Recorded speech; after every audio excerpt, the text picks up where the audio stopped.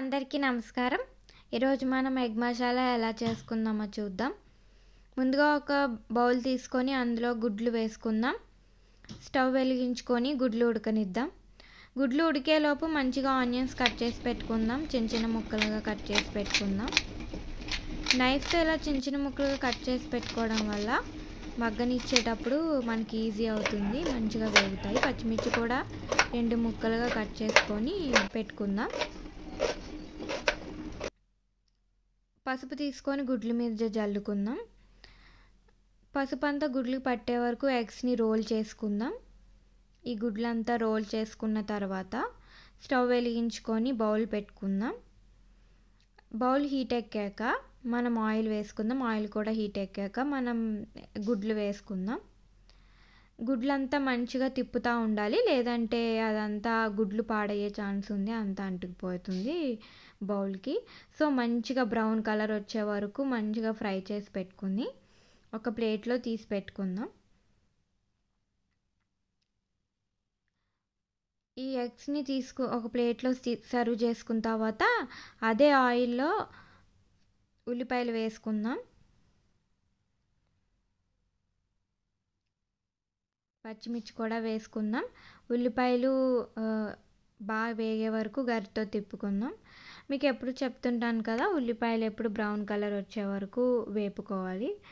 మంచిగా వేయించిన ఆనియన్స్ వల్లే మనకి కర్రీ అనేది టేస్ట్ వస్తుంది. సాల్ట్ కూడా వేసుకుందాం, కొంచెం మగ్గనిద్దాం. ఆల్రెడీ అందులో పసుపు ఉంది కాబట్టి మనం వేసుకోని అవసరం లేదు. మళ్ళీను మసాలా వేసుకుందాం. గరం మసాలా, నూరి పెట్టుకున్న మసాలా, ఇదంతా మంచిగా ఆనియన్స్కి పట్టే వరకు ఫ్రై చేసుకుందాం.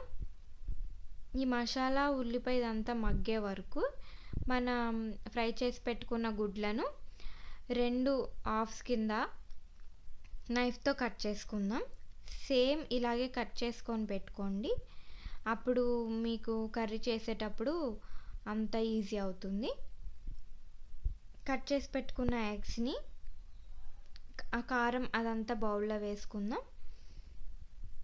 ఆ మసాలా, ఆ ఆనియన్ వేగాక ఈ కారం ఇదంతా కూడా వేసుకొని అంతా మంచిగా ఫ్రై చేసుకుందాం. ఆ తర్వాత మనం కట్ చేసి పెట్టుకున్న ఎగ్స్ ఉంటాయి కదండి, అవి కూడా వేసుకుందాం బౌల్లో. మనం కట్ చేసి పెట్టుకున్న అన్ని ఎగ్స్ని బౌల్లో వేసుకొని జాగ్రత్తగా సేమ్ ఇలాగే వేసుకోండి. తర్వాత గరిటె పెట్టద్దండి, మనం క్లాత్ అలా తిప్పుతూనే ఉండాలి. చేపల పులుసు అప్పుడు ఎలా తిప్పుతామో సేమ్ అలాగే తిప్పుకోవాలి, లేదంటే ఎల్లు అనేది విడిపోతుంది. ధనియా జీరా పౌడర్ కూడా వేసుకోండి. తగినంత వాటర్ కూడా వేసుకోండి, కొంచెం వేసుకోండి సరిపోతుంది. అవి ఉడికే వరకు తిప్పుతానే ఉండండి, గరిటె పెట్టొద్దండి మళ్ళీను. అదంతా ఎగ్స్ అంతా బాయిల్ అయ్యే వరకు ఉడకనిద్దాం. అదంతా ఉడికే వరకు అంతా కర్రీ దగ్గర పడ్డాక కొత్తిమీర జల్లుకుందాం. సిమ్లో 2 మినిట్స్ అనేది మగ్గనిద్దాం మంచిగా.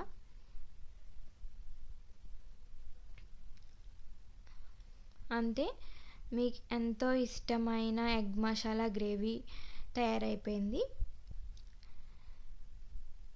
దీన్ని మీరు వేడి వేడి అన్నంతో సర్వ్ చేసుకున్నారంటే కనుక సూపర్ ఉంటుంది. అంతే ఫ్రెండ్స్, బాయ్.